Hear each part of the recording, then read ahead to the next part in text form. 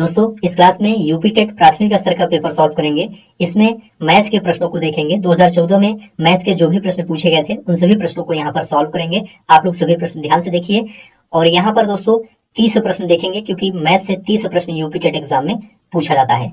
तो चलिए शुरू करते हैं। पहला प्रश्न आप सभी के सामने है, किन्हीं दो परिमेय संख्याओं के बीच कोई परिमेय संख्या नहीं होती है, केवल एक परिमेय संख्या होती है, अनंत परिमेय संख्याएं होती हैं। तो यहाँ पर आप लोग याद रखिएगा, किन्हीं दो परिमेय संख्याओं के बीच अनंत परिमेय संख्याएं होती हैं। यहाँ पर सी ऑप्शन राइट आंसर हो जाएगा, अनंत परिमेय संख्याएं होती हैं। अगला प्रश्न है, यदि 65 और 117 का मासा 65 यम माइनस 117 के रूप में दर्शाने योग्य हो तो यम का मान है। अब यहाँ पर देखिए, यहाँ पर आपको सबसे पहले 65 और 117 का मासा निकाल लेना है। सीधा आपको मासा निकाल लेना है 65 और 117 दोनों का। तो देखिए दोस्तों, 65 और 117 ये दोनों 13 के पहाड़े में आते हैं। 13 पचे 65 और 13 नवैया 117। तो इसका मतलब दोनों का मासा क्या हो जाएगा, 13 हो जाएगा। ठीक है, लेकिन यहाँ पर दिया गया है मासा 65 या माइनस 117 के रूप में दर्शाने योग्य हो। तो इसका मतलब यहाँ पर हम लिख सकते हैं 65 यम माइनस 117 बराबर 13 लिख देंगे, क्योंकि मासा इसका 13 आया है। किसका, 65 और 117 का। आप मासा निकाल सकते हैं। इसके बाद इसको सॉल्व करेंगे। 65 यम बराबर हो जाएगा 13 और 117 ये माइनस है, बराबर के दूसरी तरफ जाएगा तो प्लस 117 हो जाएगा। और यहाँ पर 65 यम बराबर क्या हो जाएगा, 117 में 13 जोड़ देंगे तो ये आपका कितना हो जाएगा, यह आपका हो जाएगा 130। ठीक है, यहाँ पर कितना हो गया, 130। अब यम बराबर कितना हो जाएगा, यम बराबर 130 बटा 65। 65 से इसमें भाग करेंगे, 65 दूना कितना होता है, 130 होता है। तो यहाँ पर यम बराबर क्या हो गया, 2 हो गया। तो डी ऑप्शन 2 आपका राइट आंसर हो जाएगा। इस तरह से आप इसको आसानी से लगा सकते हैं। बी बराबर 2 आपका राइट आंसर हो जाएगा। चलिए अगला प्रश्न है, सभी प्रश्न आप लोग ध्यान से देखते हुए चलिए। एक परिमेय संख्या 5/19 व इसके योज्य प्रतिलोम के गुणनफल का गुणात्मक प्रतिलोम क्या होगा। देखिए यहाँ पर 5/19 दिया गया है, कह रहा है कि इसके योज्य प्रतिलोम, इसका योज्य प्रतिलोम क्या होगा, ये प्लस में है तो यहाँ पर 5/19 ये माइनस में हो जाएगा, या इसका योज्य प्रतिलोम हो जाएगा। यहाँ पर 5/19 प्लस है तो माइनस 5/19 हो जाएगा इसका योज्य प्रतिलोम। आगे क्या कह रहा है कि गुणनफल के, मतलब दोनों का गुणनफल, दोनों का गुणा कर दीजिए। 5/19 गुणे माइनस 5/19 गुणा कर देंगे तो 5 पचम 25 ये आपका ऊपर हो जाएगा, और 19 का गुणा हो जाएगा 361। यहाँ पर माइनस लगा हुआ है तो माइनस लगा देंगे, माइनस 25/361 हो गया। आगे अभी कह रहा है कि गुणनफल का गुणात्मक प्रतिलोम होगा, मतलब जो गुणनफल 25/361 आया है माइनस में, इसका गुणात्मक प्रतिलोम क्या होगा। तो इसका गुणात्मक प्रतिलोम क्या होगा, गुणात्मक प्रतिलोम दोस्तों उल्टा हो जाता है। 361 नीचे है तो 361 ऊपर चला जाएगा और 25 नीचे आ जाएगा और यहाँ पर माइनस लग जाएगा। तो यहाँ पर पहला ऑप्शन राइट आंसर हो जाएगा, माइनस 361/25 पहला ऑप्शन राइट आंसर हो जाएगा। तो इस तरह से आसानी से आप इसको सॉल्व कर सकते हैं। चलिए सभी प्रश्न आप लोग ध्यान से ब्रैकेट के अंदर यहाँ पर दिया गया है 5.47 गुणे 5.47 माइनस 4.53 गुणे 4.53 बटा 0.94, आगे माइनस है 14.5 बटा 7.25 का सरलीकृत मान यहाँ पर बताना है। यहाँ पर देखिए 5.47 दो बार है तो इसे हम क्या लिख सकते हैं, 5.47 का स्क्वायर लिख सकते हैं। आगे माइनस है, माइनस लगाएंगे, फिर 4.53 है, इसका स्क्वायर लिख सकते हैं क्योंकि यहाँ दो बार लिखा गया है। और नीचे क्या है, 0.94 है तो 0.94 0.94 यहाँ पर लिख देंगे। और आगे माइनस है, देखिए यहाँ पर 14.5 बटा 7.25 है, 7.25 से 14.5 में भाग करेंगे तो कितनी बार जाएगा, 2 बार जाएगा।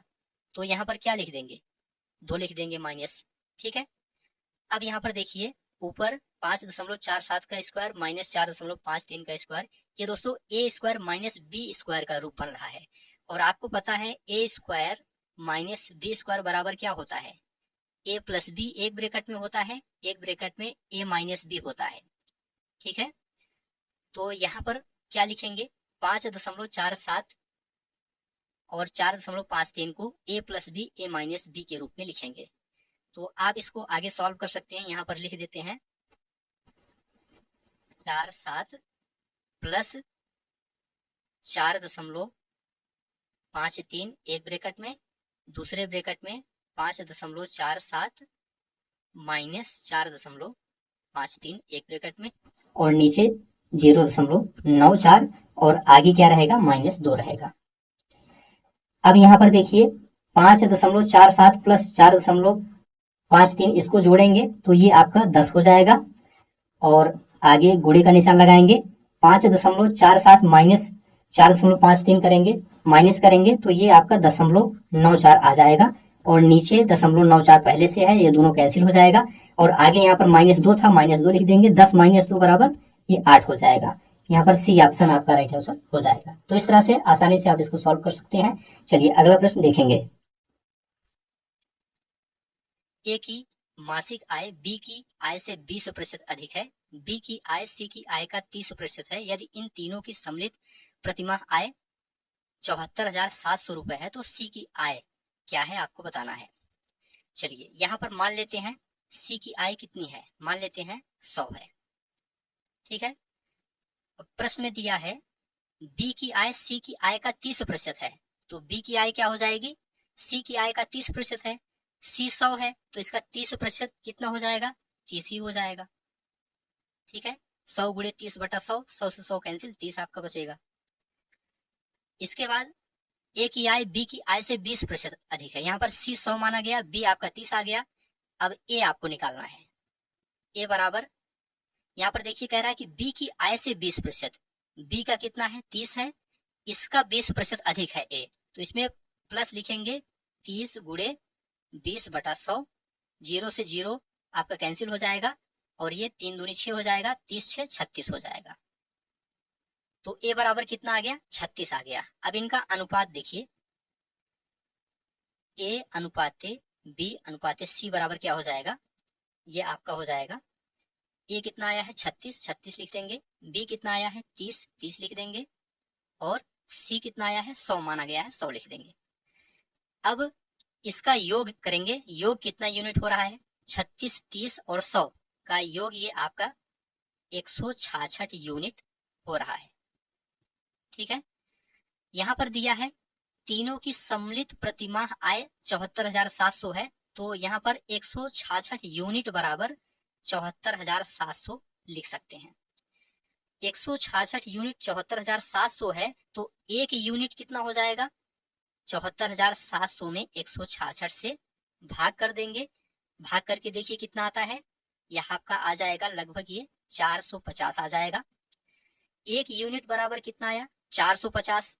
हमने सी के लिए क्या माना है, 100 माना है, तो 100 यूनिट बराबर कितना हो जाएगा, 100 यूनिट बराबर क्या हो जाएगा, 450 गुणे 100 बराबर कितना हो जाएगा, 45,000 हो जाएगा। और 100 कितना माना गया है, किसका माना गया है, सी का, सी की आय 100 माना गया है, तो बराबर 45,000 आपका यहाँ पर राइट आंसर हो जाएगा, बी ऑप्शन 45,000। तो इस तरह से आप इसको सॉल्व कर सकते हैं, बी ऑप्शन आपका राइट आंसर हो जाएगा। चलिए अगला प्रश्न है, यदि झील की लंबाई और चौड़ाई क्रमशः 40 मीटर और 10 मीटर हो तथा इसमें 1200 घन मीटर पानी है, तो झील की गहराई क्या है। झील की गहराई यहाँ पर आपको बताना है। देखिए दोस्तों, यहाँ पर 1200 घन मीटर पानी दिया गया है और झील की गहराई पूछा गया है, साथ में लंबाई और चौड़ाई भी दिया गया है, ऊंचाई नहीं दिया गया है, तो ऊंचाई को या गहराई को हम एच मान लेंगे। गहराई क्या है, एच है। तो झील का आयतन बराबर क्या हो जाएगा, लंबाई गुणे चौड़ाई गुणे गहराई। तो लंबाई कितना है 40 गुणे चौड़ाई आपका कितना है 10 गुणे गहराई को एच माना गया है, एच बराबर यहाँ पर 1200 घन मीटर दिया गया है, तो 1200 लिख देंगे इसको। तो h बराबर क्या हो जाएगा, 1200 बटा 40 और 10, इसका गुणा कितना हो जाएगा, 400 हो जाएगा। तो यहाँ पर 400 लिख देंगे, 2 0 कैंसिल, 4 3 12, h बराबर कितना आया, 3 मीटर आया। तो यहाँ पर सी ऑप्शन राइट आंसर हो जाएगा, 3 मीटर। चलिए अगला प्रश्न देखेंगे। यदि ए बी सी डी एक समचतुर्भुज है तब, चलिए यहाँ पर मान लेते हैं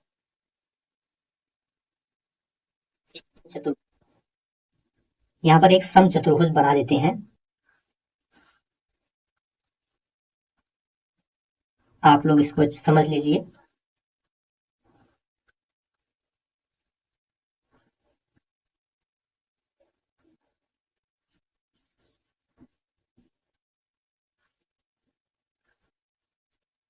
चलिए ABCD एक समचतुर्भुज है, तब यहाँ पर आपको उत्तर बताना है। अब यहाँ पर आप देखिए, हमें पता है कि समचतुर्भुज के विकर्ण एक दूसरे को 90 डिग्री पर काटते हैं, यहाँ पर इसलिए 90 डिग्री बनाया गया है। समचतुर्भुज के जो विकर्ण होते हैं एक दूसरे को 90 डिग्री पर काटते हैं। तो हम एक ऐसा ट्रिपलेट लेंगे जो 90 डिग्री बनाता हो, जैसे कि 3 4 5। क्या लेंगे, 3 4 5। इसमें हम भुजा AB को क्या मान लेंगे, 5 मान लेंगे। 3 4 5 में से AB को क्या मान लेंगे, 5 मान लेंगे। अगर भुजा 5 है तो विकर्णों के आधे भाग 3 और 4 होंगे। विकर्ण यहाँ पर AC और DB है, इसके जो आधे भाग होंगे ये 3 और 4 होंगे। ठीक है, तो पहला विकर्ण यहाँ पर जो आपका AC है ये कितना हो जाएगा, आधा भाग 3 है तो पूरा भाग 3 3 6 हो जाएगा। और दूसरा विकर्ण आपका BD बराबर कितना हो जाएगा, पहला आधा 4 है तो पूरा 4 4 8 हो जाएगा। ठीक है, अब विकल्पों में वैल्यू रखकर आपको चेक करना पड़ेगा। विकल्प में क्या करना पड़ेगा, इस वैल्यू को रख करके चेक करना पड़ेगा। जैसे कि पहला विकल्प यहाँ पर देखिए, AC square plus BD square है, तो यहाँ पर AC के स्थान पर 6 का स्क्वायर, BD के स्थान पर 8 का स्क्वायर कर देंगे। ये आपका कितना हो जाएगा, 36 प्लस 64 बराबर कितना हो जाएगा, 100 हो जाएगा। ठीक है, अब आगे AB स्क्वायर है, AB स्क्वायर लिखेंगे। AB का मान कितना है, 5 है, तो 5 का स्क्वायर बराबर 25 हो जाएगा। अब यहाँ पर इसमें देखिए आप लोग, विकल्प में AC square plus BD square बराबर कितना आया, 100 आया, और AB स्क्वायर बराबर ये 25 आया। तो 100 जो है ये 25 का कितना है, 4 गुना है। कितना है, 25 चौका 100, 100 ये 25 का 4 गुना है। तो विकल्प आपका कौन सा सही हो जाएगा, 4 गुना वाला सही हो जाएगा, जिसमें AB आपका 4 गुना होगा वही आपका राइट आंसर हो जाएगा। तो यहाँ पर देखिए 4AB स्क्वायर है, AC square plus BD square बराबर 4AB स्क्वायर है, तो 4 गुना है AB स्क्वायर, तो यहाँ पर सी ऑप्शन राइट आंसर हो जाएगा। इस तरह से विकल्प में चेक करके आप लगा सकते हैं। चलिए अगला प्रश्न देखेंगे, सभी प्रश्न आप लोग ध्यान से देखते हुए चलिए। दी गई आकृति में x और y के मान क्रमशः हैं, जहां कोण C के ऊपर का कोण 80 डिग्री, कोण A बराबर 50 डिग्री है। तो यहाँ पर आकृति को बना देते हैं, आप लोग देख लीजिए। AB इसको मान लेते हैं, और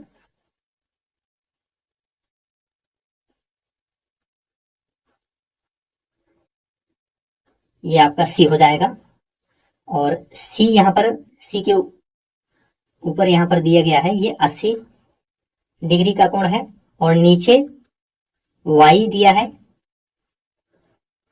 और A कितना है, 50 दिया है, और यहाँ पर B जो है ये x है। यहाँ पर आपको x और y का मान निकालना है। ठीक है, तो ऐसा चित्र है, यहाँ पर चित्र नहीं बना था तो यहाँ पर बना दिया गया है, इस टाइप का चित्र है। अब इसमें आपको x और y, यहाँ पर x है और यहाँ पर y है, इसका मान आपको बताना है। ठीक है, तो यहाँ पर देखिए, पहले y का मान पहले निकालते हैं। y और ऊपर वाला कितना है, 80 डिग्री है, तो y और ऊपर वाला 80 डिग्री का जो कोण है ये शीर्षाभिमुख है।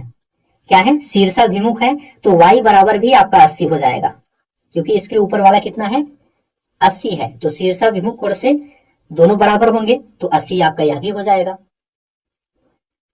ठीक है, अब x का देखेंगे, x बराबर देखिए, जब y 80 हो गया और यहां पर a 50 पहले से ही दिया गया है,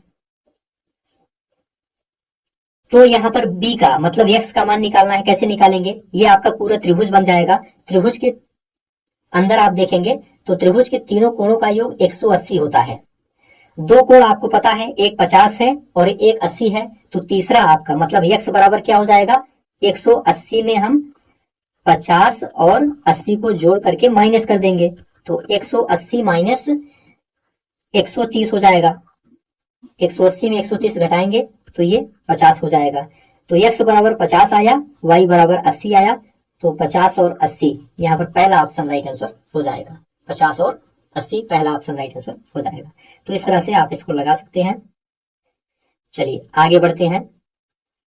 अगला प्रश्न आपके सामने है, एक एलिवेटर किसी खदान में 6 मीटर प्रति मिनट की गति से उतरता है। यदि एलिवेटर जमीन के स्तर से 10 मीटर ऊंचाई से उतरता है तो 350 मीटर उतरने में लगा समय है। देखिए दोस्तों, एलिवेटर जमीन से 10 मीटर ऊपर है और 350 मीटर नीचे इसको जाना है, तो कुल दूरी क्या होगी, जुड़ जाएगी। कुल दूरी दोनों को जोड़कर आएगी।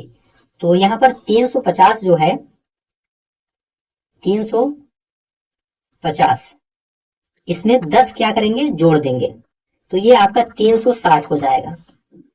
ये कुल दूरी है 360। समय यहां पर देखेंगे 6 मीटर प्रति मिनट है और यहां पर दूरी 360 है, तो 360 बटा 6 मिनट और इससे इसमें भाग करेंगे तो ये आपका 60 मिनट आएगा। 60 मिनट का मतलब क्या होता है, 1 घंटा होता है, तो 1 घंटा आपका राइट आंसर हो जाएगा। समय यहां पर पूछा गया था तो 360 में 6 से भाग कर देंगे, 60 मिनट आ गया और 60 का मतलब 1 घंटा, मतलब सी ऑप्शन आपका राइट आंसर हो जाएगा। तो इस तरह से आप इसको बहुत ही आसानी से सॉल्व कर सकते हैं। चलिए आगे बढ़ते हैं और अगला प्रश्न देखते हैं। अगला प्रश्न आप सभी के सामने है, आप लोग इसका आंसर बताने का प्रयास कीजिए। दो संख्याओं का महत्तम समापवर्तक 35 है और उनका लघुत्तम समापवर्तक 525 है। यदि उनमें एक संख्या 175 है तो दूसरी संख्या क्या है। बहुत ही आसान प्रश्न है। पहली संख्या गुणे दूसरी संख्या बराबर लासा गुणे मासा, यही सूत्र आपका लगेगा। तो दूसरी संख्या आपको ज्ञात करनी है। दूसरी संख्या, तो यहां पर क्या हो जाएगा, महत्तम समापवर्तक लघुत्तम समापवर्तक दिया गया है, तो 35 गुणे 525 ये आपका हो गया और नीचे पहली संख्या 175 से भाग कर देंगे। 175 तिहैया 525 आपका हो जाएगा और ये 35 तिहैया कितना हो जाएगा, 105 हो जाएगा। तो यहाँ पर डी ऑप्शन राइट आंसर हो जाएगा। आसानी से आप इसको सॉल्व कर सकते हैं। चलिए अगला प्रश्न है, सभी प्रश्न ध्यान से देखते हुए चलिए। यदि कोई राशि 5% साधारण ब्याज की दर से 5% वार्षिक साधारण ब्याज की दर से 6 वर्षों में 2600 रुपए हो जाती है तो राशि क्या है। चलिए इसको सॉल्व करते हैं। मान लेते हैं राशि क्या है, यक्स है। राशि बराबर क्या है, यक्स है। ब्याज बराबर सूत्र होता है मिश्र धन माइनस मूलधन। क्या होता है, मिश्र धन माइनस मूलधन। यहां पर मिश्र धन 2600 है, मूलधन यक्स मान लिया गया है, मतलब राशि यक्स मान लिया गया है। तो ब्याज बराबर क्या हो जाएगा, 2600 माइनस यक्स हो जाएगा। ठीक है, सूत्र आपको पता है साधारण ब्याज का, मूलधन गुणे दर गुणे समय बटा 100। साधारण ब्याज का यहाँ पर ब्याज 2600 माइनस एक्स आया, इसको ध्यान रखिएगा।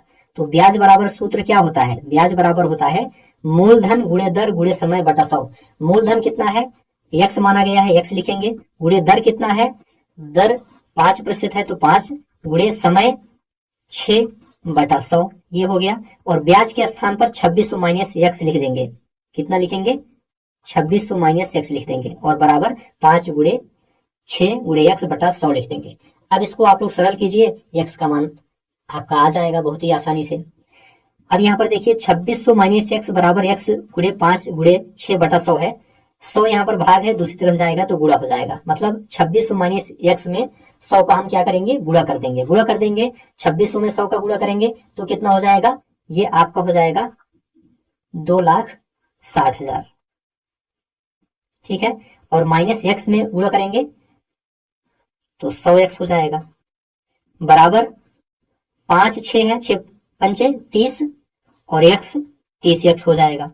अब यहाँ पर देखिए माइनस 100x है और ये प्लस 30x है, x x दूसरी तरफ जाएगा तो माइनस 100 ये प्लस हो जाएगा, मतलब ये आपका 130x हो जाएगा और आगे आपका कितना हो जाएगा 2,60,000 हो जाएगा।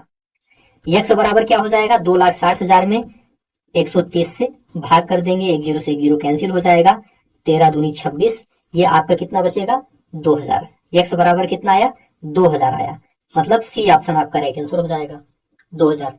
तो इस तरह से आसानी से आप इसको सॉल्व कर सकते हैं। चलिए आगे बढ़ते हैं, अगला प्रश्न आपके सामने है 10 मीटर प्रति सेकंड को किलोमीटर प्रति घंटे में बदलें। देखिए दोस्तों, मीटर प्रति सेकंड को किलोमीटर प्रति घंटा में बदलने के लिए 18/5 से गुणा किया जाता है और किलोमीटर प्रति घंटा को मीटर प्रति सेकंड में बदलने के लिए 5/18 से गुणा किया जाता है।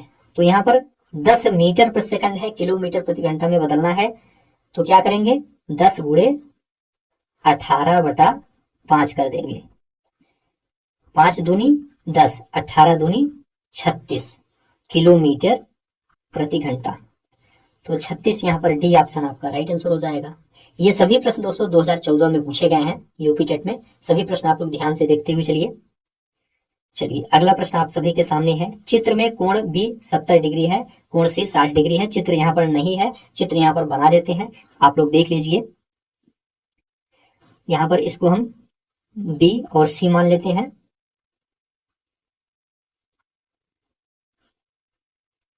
और यहाँ पर इसको ए मान लेते हैं। बी 70 यहाँ पर दिया है, यहाँ पर 70 लिख देंगे बी के आगे, और सी कितना दिया गया है यहाँ पर देखिए 60 दिया गया है, यहाँ पर 60 लिख देंगे। ई बी सी का मध्य बिंदु है, यहाँ पर ई है, तथा एफ ए बी का मध्य बिंदु है, यहाँ पर ए बी का मध्य बिंदु एफ है, मतलब एफ और ई को यहाँ पर हम मिला देंगे। अब यहाँ पर कह रहा है कि कोण F E B, F E B, ये वाला कोण आपको ज्ञात करना है। चलिए इसको सॉल्व करते हैं।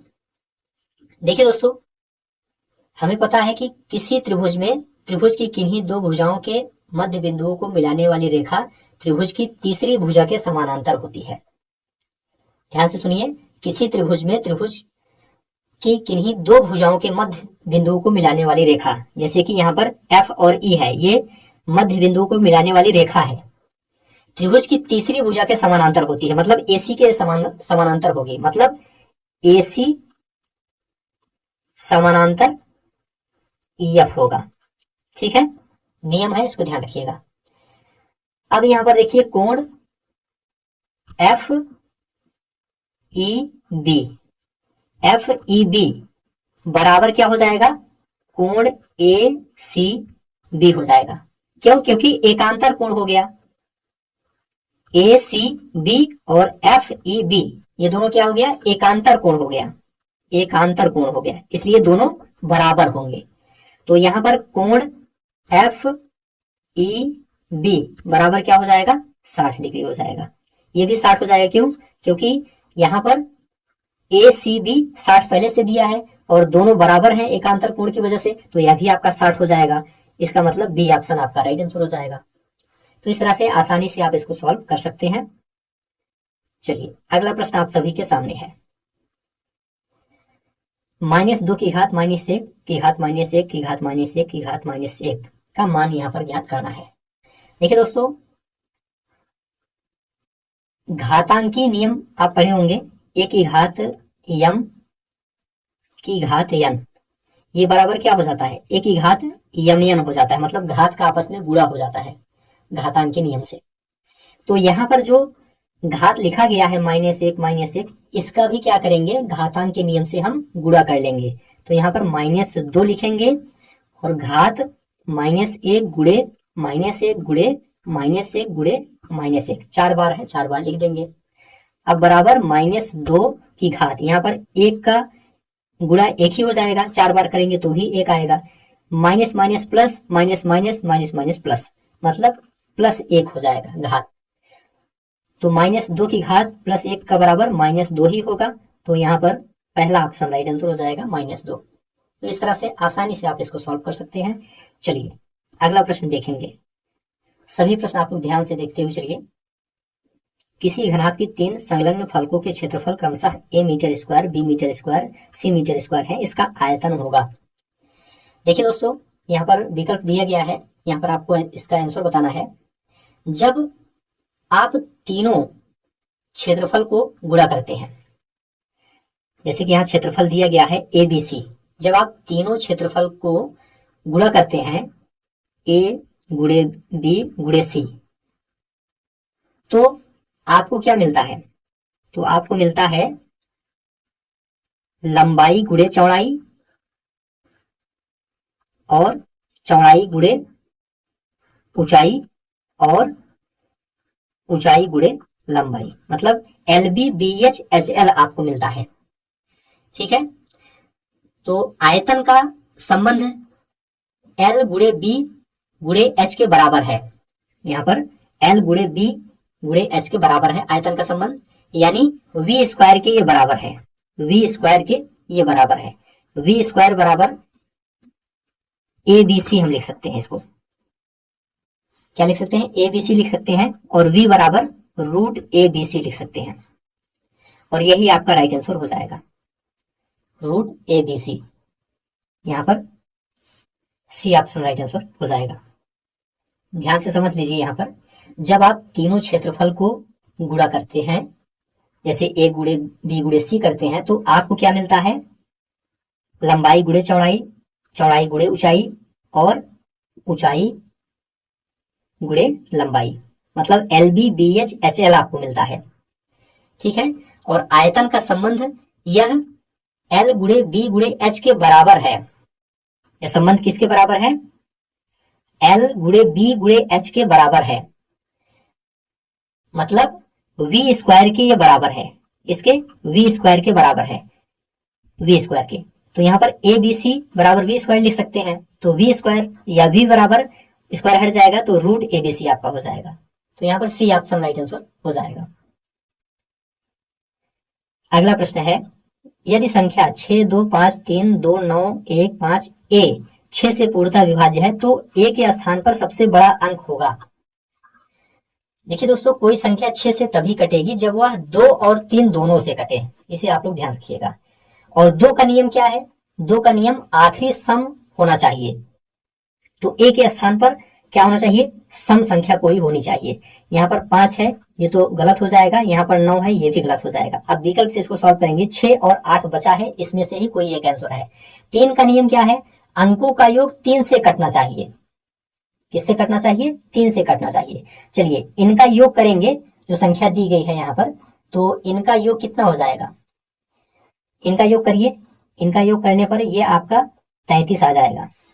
कितना आएगा? 33। अब 33 में आप देखिए 6 जोड़कर देखिए, मतलब A के स्थान पर आप 6 मान करके देखिए। 33 6, ये कितना हो जाएगा? 33 और 6, ये आपका 39 हो जाएगा। ये 3 से 3 एक कम 3, 3 3 9, ये 3 से कट जाएगा। और यदि 8 रखेंगे, 33 प्लस 8, तो ये आपका कितना हो जाएगा? 41 हो जाएगा। ये 3 से नहीं कटेगा, तो इसका मतलब आपका राइट आंसर यही 6 वाला ही होगा। बी ऑप्शन ही आपका राइट आंसर हो जाएगा। यहाँ पर A के स्थान पर क्या होगा? 6 होगा। बी ऑप्शन आपका राइट आंसर हो जाएगा, तभी ये पूरी तरह से 6 से पूर्णतः विभाज्य होगा। चलिए आगे बढ़ते हैं। प्रथम 5 धन ऋण अभाज्य संख्याओं का योग है। देखिए दोस्तों, प्रथम 5 धन ऋण अभाज्य संख्याएं कौन कौन सी हैं? 2, 3, 5, 7 और 11। इनका योगफल आपको बताना है, तो जोड़ दीजिए, प्लस प्लस प्लस प्लस, सभी को जोड़ देंगे तो ये आपका कितना हो जाएगा? 28 हो जाएगा। यहाँ पर सी ऑप्शन 28 आपका राइट आंसर हो जाएगा। बहुत ही आसान प्रश्न था, सी ऑप्शन राइट आंसर हो जाएगा। चलिए अगला प्रश्न है, जतिन और प्रिया के पास मिलाकर 41 रुपए है। जतिन के पैसे का 1/4 प्रिया के पैसों के 1/7 से 2 रुपए अधिक है, प्रिया के पास है। अब इस प्रश्न को भी हम विकल्प से सॉल्व करेंगे। देखिए दोस्तों, यहाँ पर प्रिया के पास कितने पैसे हैं, कितने रुपए हैं बताना है। प्रिया के पैसे ऐसे होने चाहिए जो 7 से कट जाए। किससे कट जाए? 7 से। क्यों? क्योंकि प्रिया का जो हिस्सा है ये कितना है? 1/7 है। 1/7 हिस्सा निकालना है। तो विकल्प यहाँ पर देखिए 7 त्रिक 21, ये देखिए सी वाला देखेंगे, इससे हम इसको सॉल्व करेंगे। अगर प्रिया के पास 21 रुपए है तो जतिन के पास कितना हो जाएगा? प्रिया के पास मान लीजिए 21 रुपए है तो जतिन के पास कितना हो जाएगा? टोटल 41 है तो 41 माइनस 21 कर देंगे, ये आपका 20 बचेगा। 20 रुपए, जतिन के पास 20 रुपए बचेगा। अब यहाँ पर शर्त चेक करेंगे। जतिन का 1/4 हिस्सा, जतिन का 20 आया है तो इसका 1/4, तो 20/4 मतलब 5 आ जाएगा। और प्रिया का 1/7 हिस्सा, प्रिया का 1/7 हिस्सा, प्रिया का 21 है तो 21/7 कर देंगे। 7 त्रिक 21, 3 आ गया। अब दोनों का अंतर देखेंगे, क्योंकि यहां पर दिया गया है अंतर 2 अधिक है, तो 5 माइनस 3 करेंगे बराबर 2।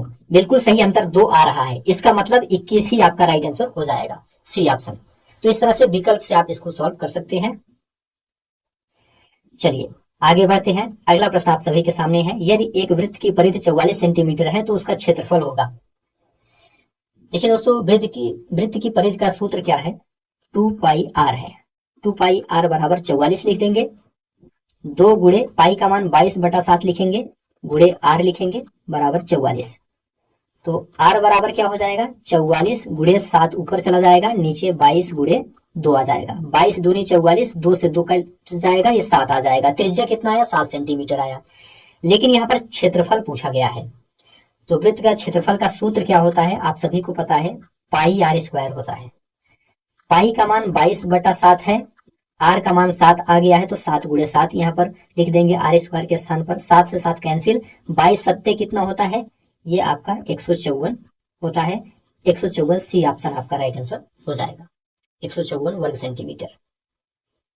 तो सी ऑप्शन राइट आंसर हो जाएगा। चलिए अगला प्रश्न देखेंगे।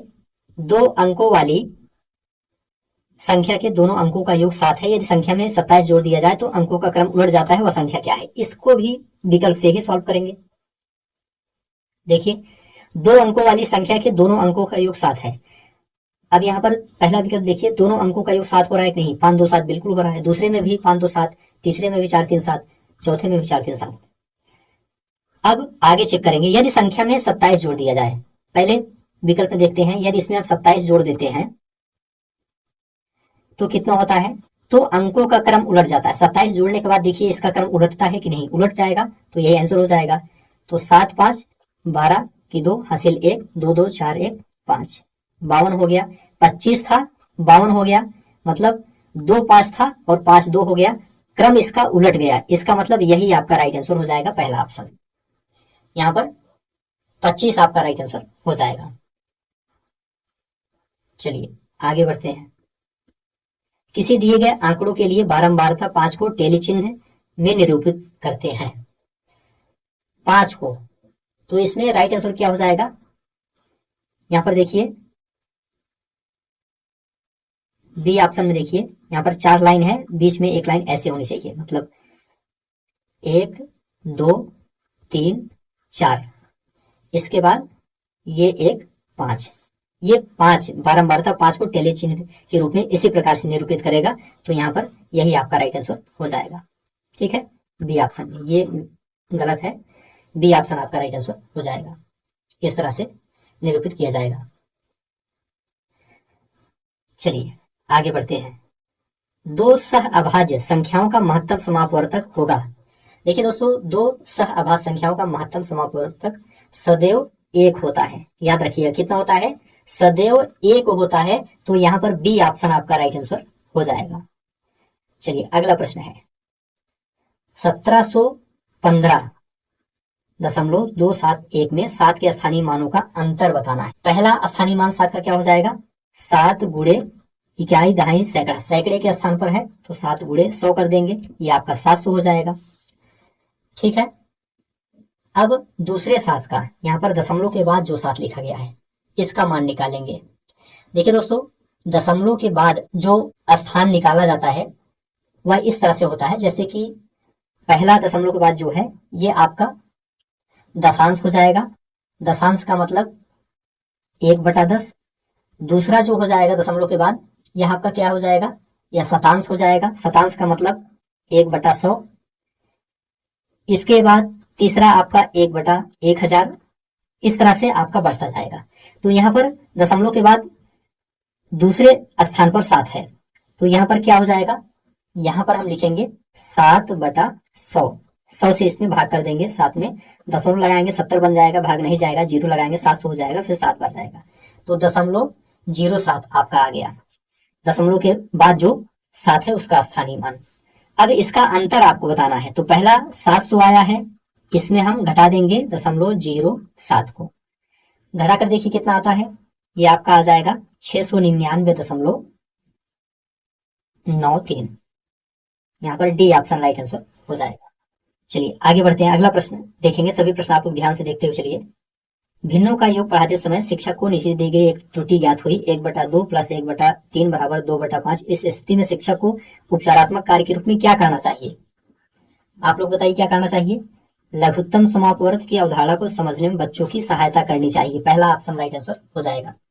लघुत्तम समापवर्त की अवधारणा को समझने में बच्चों की सहायता करना चाहिए। माप की अवधारणा विकसित करने हेतु अपनाए गए निम्नलिखित कार्यों को क्रम से लगाइए। तो यहाँ पर क्रम से लगाना है माप की अवधारणा विकसित करने के लिए। तो सबसे पहले क्या आएगा, सबसे पहले दोस्तों यहाँ पर आएगा शिक्षार्थी सरल अवलोकन द्वारा वस्तुओं को सत्यापित करें। सबसे पहले ये आपका आएगा तीसरा। ठीक है, इसके बाद शिक्षार्थी लंबाई मापने के लिए अमानक इकाइयों का प्रयोग करें। मानक इकाई का प्रयोग नहीं करना है, अमानक इकाई का प्रयोग करना है, तो दूसरा आ जाएगा। इसके बाद शिक्षार्थी लंबाई मापने के लिए मानक इकाइयों का प्रयोग करेंगे, अमानक के बाद मानक का प्रयोग करेंगे, तो यहाँ पर पहला आ जाएगा। और इसके बाद शिक्षार्थी मीटरी इकाइयों के बीच के संबंधों को समझते हैं, तो यहाँ पर चौथा आ जाएगा। तो 3, 2, 1, 4 आपका राइट आंसर हो जाएगा। इसमें कौन सा विकल्प होगा, 3, 2, 1, 4, 3, 2, 1, 4 डी ऑप्शन राइट आंसर हो जाएगा। एक अच्छा गणितज्ञ होने के लिए जरूरी होता है, क्या जरूरी होता है, सभी अवधारणाओं को समझना, लागू करना और उनमें संबंध बनाना जरूरी होता है। यहाँ पर डी ऑप्शन राइट आंसर हो जाएगा। क्षेत्रफल की अवधारणा से परिचित कराने के लिए शिक्षक से शुरुआत कर सकता है, किससे शुरुआत कर सकता है, ऑप्शन आप सभी के सामने है। भिन्न आकारों की आकृतियों का क्षेत्रफल ज्ञात करने के लिए सूत्रों को स्पष्ट करना, सूत्रों से शुरुआत नहीं करना है। हथेली, पत्ते, नोटबुक आदि से विभिन्न वस्तुओं की सहायता से किसी आकृति के क्षेत्रफल की तुलना करना, बिल्कुल सही है। हथेली का प्रयोग करना है, पत्ते, नोटबुक का प्रयोग करना है। ठीक है, यहां से आपको शुरुआत करना है, तो बी ऑप्शन राइट आंसर हो जाएगा। ईएफ एक वृत्त की जीवा है। चलिए यहां पर एक वृत्त बना लेते हैं। ठीक है, यहां पर ईएफ, ई और एफ एक वृत्त की जीवा है जिसकी लंबाई 10 सेंटीमीटर है। इसकी लंबाई कितनी है जीवा की, ये 10 सेंटीमीटर है। यदि वृत्त की त्रिज्या 13 सेंटीमीटर, तो यहाँ पर केंद्र से त्रिज्या को मिलाएंगे, यहाँ पर ये कितना है 13 सेंटीमीटर है। ओ ई क्या है 13 सेंटीमीटर है। तो केंद्र से जीवा पर डाले गए लंब की लंबाई, केंद्र से यहाँ पर जीवा पर लंबाई, लंब जो डालेंगे उसकी लंबाई आपको बताना है, तो इसको हम जी मान लेते हैं जहां पर ये मिल रहा है। अब देखिए दोस्तों, केंद्र से डाला गया लंब जीवा को 2 बराबर भागों में बांटता है, यह नियम है, आपको इसको याद रखना है। केंद्र से डाला गया लंब जीवा को 2 बराबर भागों में बांटता है, तो यहाँ पर जो जीवा 10 है ये इसको 5-5 में डिवाइड कर देगा, किसमें 5-5 में डिवाइड कर देगा, ईजी और जीएफ इस तरह से। अब आपको ओजी का मान ज्ञात करना है, लंब आपको ज्ञात करना है।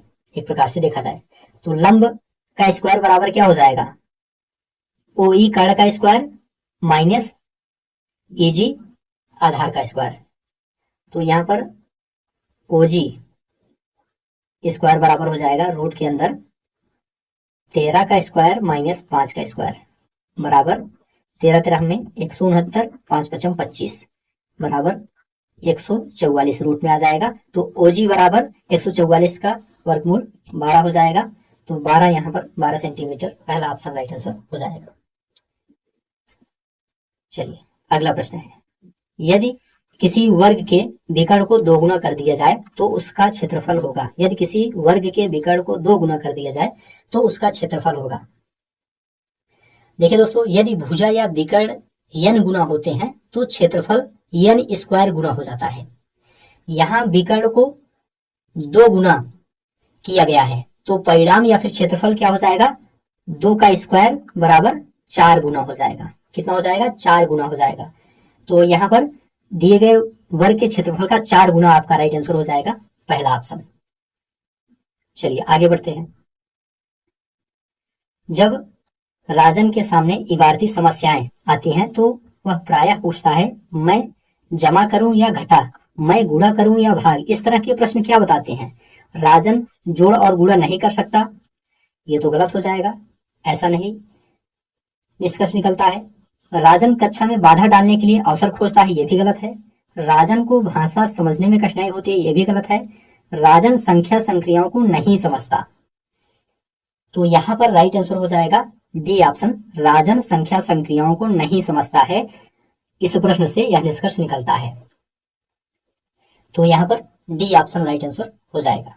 तो ठीक है दोस्तों, आज की इस क्लास को यहीं पर समाप्त करते हैं। उम्मीद है यह क्लास आपको अच्छा लगा है।